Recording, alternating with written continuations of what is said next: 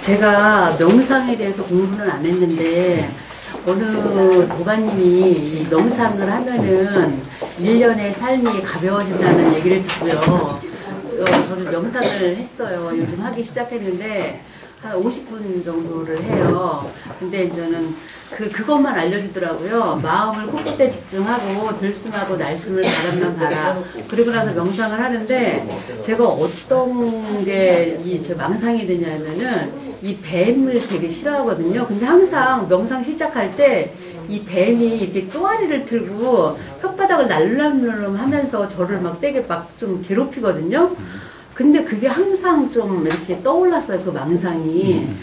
근데 그게 전생하고 뭐가 있나요? 아니요, 아무 상관이 없어요. 아무 상관이 없어요. 그럼 선정은 또 어떤 게 또 선정이에요? 선정에 드는 거는 어떤 상태예요? 예. 그거는 갖다가 선정을 이야기하는 사람한테 가서 물어봐야죠. 그 다음에 그 명상을 이야기하는 사람에게 물어봐야지요. 이제 그런 수행을 사마타라고 그래요. 지금까지 제가 이야기하는 이 수행, 이것이 내가 명상인데 이것은 윗바사나라고 이름을 해요.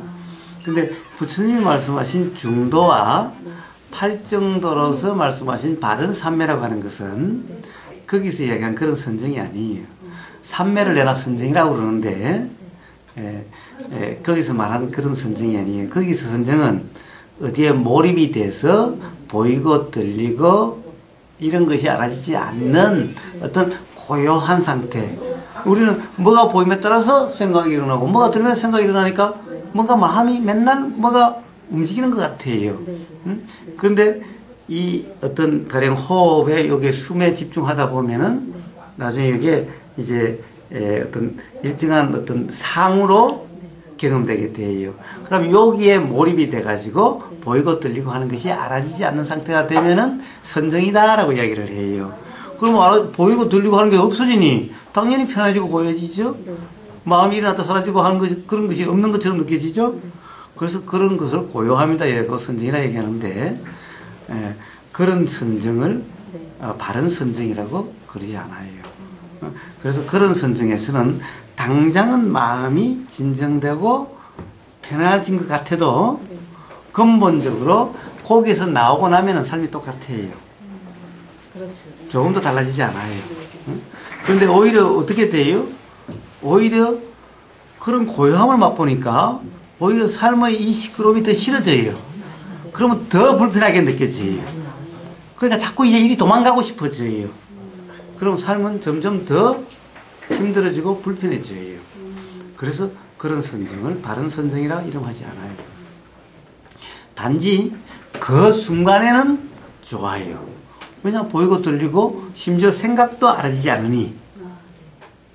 그래서 그런 것을 거기서는 선정이라 그러는데 저는 그런 것을 바른 선정이라 그러지 않고 부처님이 중도를 다른 말로 설명했을 때 바른 삼매, 바른 선정이라고 하시는데 그것은 들리는 그대로 보이는 그대로 느껴지는 그대로의 이 상태, 즉 감각정말 추구하지도 않고 억누르려고도 하지 않는 들리는 이 경험 상태, 보이는 이 경험 상태, 알아지는 이 경험 상태가 요렇게 그냥 경험되는 그대로 있을 때 거기에 붙잡거나 머무름이 없을 때 요런 상태를 바른 삼매다라고 그러고 요것을 선정이라고 그래요. 바른 선정이라고.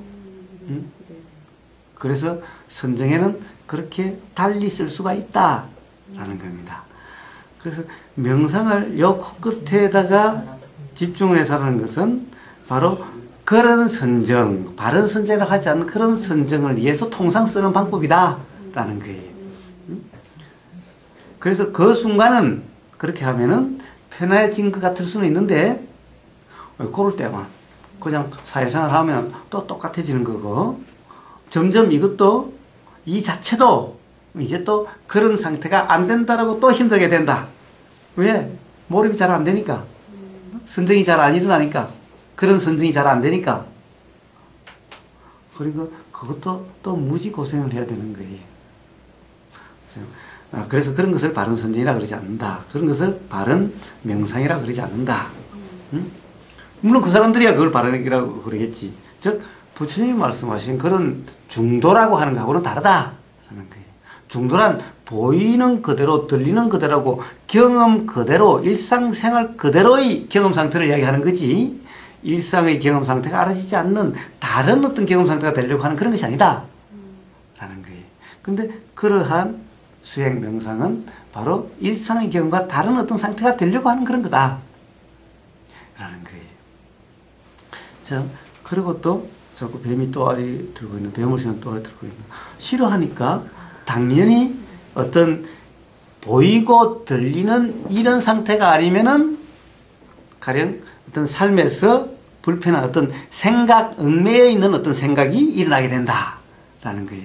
그러니까 예를 들어서 꿈이라고 하는 이런 것들이 이렇게 이거 보이고 들리고 할 때는, 이런 것이 열려 있을 때는 이것이 보이면 이것에 대한 생각이 일어나지만은, 이제 눈이 닫혀, 잠잘 때는 눈이 닫혀 있고 귀도 닫혀 있는 것 같고, 이 느낌도 닫혀 있는 것 같고 다 닫혀 있는 것 같은 상태죠. 이렇게 되면은 어떤 생각이 일어나는 것이 꼭 사실 경험되는 것처럼 작용이 된다. 이제 이것은 보이는 생각이 아니라 어떤 얽매인 생각 자체의 문제가 일어난다. 이게 꿈이에요. 근데 이러면은 가장 어떻게 보면 싫어하는 이미지라든가 어떤 억압된, 해소되지 않은, 불만족한 이런 것이 일어나게 된다라는 거예요. 이게 생각이나 꿈으로 일어나게 된다. 근데 이제 명상을 한다고 여기 집중한다고 하니까 들리는 것에도 신경을 쓰지 않고 보이는 것에 신경 쓰지 않고 오로지 여기만 집중하고 있는 고요한 상태가 되니까, 그런 이제 보이는 것에 대한 생각이 아니고 들리는 것에 대한 생각이 아니라 생각 자체의 해소되지 않는 싫어함이라고 하는, 보이는 것과 연관성이 되는 것이 아닌 이런 것이 일어나게 돼요. 그래서 그런 상이 자꾸 떠오르는 거예요. 근데 신경 쓸 거 없다. 결국 드러나는 것은 똑같이 어떤 조건이 되면 드러나는 거고, 드러나는 내용은 다 사실이 아니다. 어떤 경험에 의해서 그렇게 작용되는 거다 라는 거예요. 그러니까 그런 것은 그냥 생각일 뿐이다. 사실이 아니다. 그것도 어디서 결국에는 들은 얘기나 본 얘기나 어떤 경험을 들은 거나 본 걸로 규정해서 일어나는 일이다. 뱀을 왜 싫어하는데요? 뱀을 왜 싫어하는데요? 결국 어디서 책에 읽은 거나 영화를 본 거나 이런 거나 아니면 뱀에게 물려본 경험이나 이런 거잖아요. 응? 요즘 뱀을 애완동물로 키우는 사람도 많잖아요. 애 때부터 막 구렁이를 껴안고 있는 큰 구렁이도 있고, 조그만 독사도 키우고 막 이러잖아요. 그러니까 뱀 자체가 싫은 게 아니죠. 뱀 자체가 두려운 게 아니죠. 결국에는 경험에 의한 착각이다. 경험에 의해서 그렇게 작용된 거다. 가령 영화에 뱀으로 인해서 어떤 그런 것이 끔찍한 그런 영화를 봤으면은 뱀은 그런 이미지로 항상 떠오를 때 떠오르게 된다. 라는 거예요. 그런 경험에 의해서, 보이고 들리는 그런 경험에 의해서 뱀은 그렇게 작용되게 된다. 라는 거예요.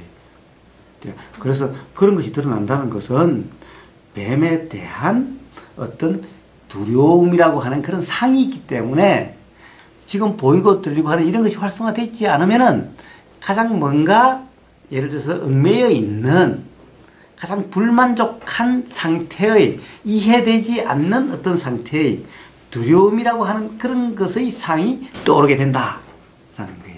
이게 보이고 들리고 할 때는 거기에 따른 요 조건에 따른 원인이 작용되는데, 보이고 들리고 한 게 없으면은 지금 당장 보이고 들리고 한 게 아니라 가장 풀리지 않는, 그러니까 맺혀 있는 이런 것이 떠오른다. 바로 여기에 집중하려고 하면은 다른 것이 보이고 들리고 하는 것이 활성화되지 않는 상태이기 때문에 그런 것이 드러나기가 쉽다. 근데 드러난 거 신경 쓸 거 없다. 그래서 일어난 거니까 그것은 그냥 말 그대로 생각한 내용은 사실이 아니라고 그랬죠. 어디서 들었거나 보이는 그런 경험에 의한 그런 착각의 느낌이다. 사실이 아닌 것을 사실이라고 착각한 거다. 요것만 이해가 있으면 뱀이 맨날 보이면 어때요? 꿈에서 뭐가 보여도 상관없죠. 그럼 꿈과 조금도 다르지 않다. 사실은 우리 생각 내용이 꿈의 내용과 조금도 다르지 않다. 이 지금 일어나는 생각 내용도 똑같다. 사실이 아니고, 그런 점이라는 측면에서 똑같다라는 거예요. 그러면은 부처님은요, 우리 어떻게 보면 일상생활이 다 이렇게 알아차림인데 부처님도 가부좌 틀고 명상을 했잖아요. 그럼 부처님의 명상은 어떤 거예요? 예, 제일 처음에 어떻게 되려고 하는, 어떻게 보려고 하는 수행을 하셨죠? 이게 바로 그런 호흡 선정과 같은 이런 수행이셨어요. 그런 비상. 근데 나중에는 이 할 거 다 해보니까 할 게 없었죠? 네. 그러니까 그냥 경험되는 그대로였던 거예요. 그러니까 어떻게 하는 게 아니죠? 저 우리가 뭐 경험하려고 하는 게 그냥 하려고 해야 되나요? 그냥 들리고 그냥 보이고 그냥 알아질 뿐이죠. 네. 그냥 생각이 일어나는 것이 알아질 뿐이죠. 네. 알아지는 그대로. 그럼 경험되는 그대로. 어떻게 되려고 함이 없어요. 어떤 상태를 만들려고 함이 없어요. 단지 연계시키지만 않으셨죠? 왜? 네. 그냥 생각이 나면 생각이 알아지는 그대로, 네. 소리가 들리는 그대로서 생각과 소리를 연결시키지 않고 네. 항상 일어나는 것이 알아지는 그대로지 뭔가를 이렇게 연결시킴이 없는 거죠. 네. 네. 바로 그런 그냥 그렇게 경험되는 그대로를 네. 중도 수행이다, 명상이다라고 이야기하는 겁니다. 그럼 굳이 명상할 필요 없겠네. 일상생활에서 그렇게 생각하고 그런 상태면 그것이 다 그치. 명상이고 네. 그것이 수행입니다. 그럼 가만히 앉아서 가부좌 틀고 다리 아픈데 굳이 명상할 필요 없겠네요. 그렇죠, 그렇죠, 그렇죠. 그렇죠. 그냥 그런데 그 연결만 시간 나면은 네. 그냥 누울 수 없는 상황이 있죠. 네. 그럼 다른 사람이 있다든가 그러면 누울 수 없는 상황이면은 그냥 앉아서 경험되는 그대로면 되고, 네. 누울 수 있으면 누워서 경험되는 그대로면 되고, 뭐 걷는 상황이면 걷는 데서 경험되는 그대로면 되는 거. 이게 다 수행이. 그렇죠. 예. 그러니까 삶과 수행이 다르지 않아요. 삶이 수행이고 수행이 삶이에요, 그냥. 수행이란 말은 명상, 도 이런 말 같은 말인 겁니다. 저는 이제 딱 가부좌 그 자세 자체가 아무것도 하지 않은 자세이기 때문에 네. 중도에 가장 합당한 자세라서 아, 가장 적합한 자세다. 네. 그렇게 내가 이제 삶이 걱정하고 자기나 다 하는 자세. 수행이 삶이라고 그러니 네. 어떻게 보면 그냥 수행한다고 생각하는 거예요. 사실은 경험되는 그대로가 아닌 것도 한다고 생각하는 거예요. 그러면 경험되는 그대로의 이 경험이 되기가 어려워요. 그래서 어떤 경우에는 실제로 이러면은 경험되는 그대로인지 아닌지 점검이 일어나지만 일상생활에서는 네. 사실은 경험되는 그대로라고 말만 그러지 실제로는 계속 생각으로 분별하고 있을 수가 있죠. 그게 자각 안 되기가 십상이죠. 네, 그렇죠. 그래서 기회가 된다면은 자선이나 행선이나 이런 것도 유용할 수가 있다. 그런 거예요. 네, 필요하죠. 예, 예.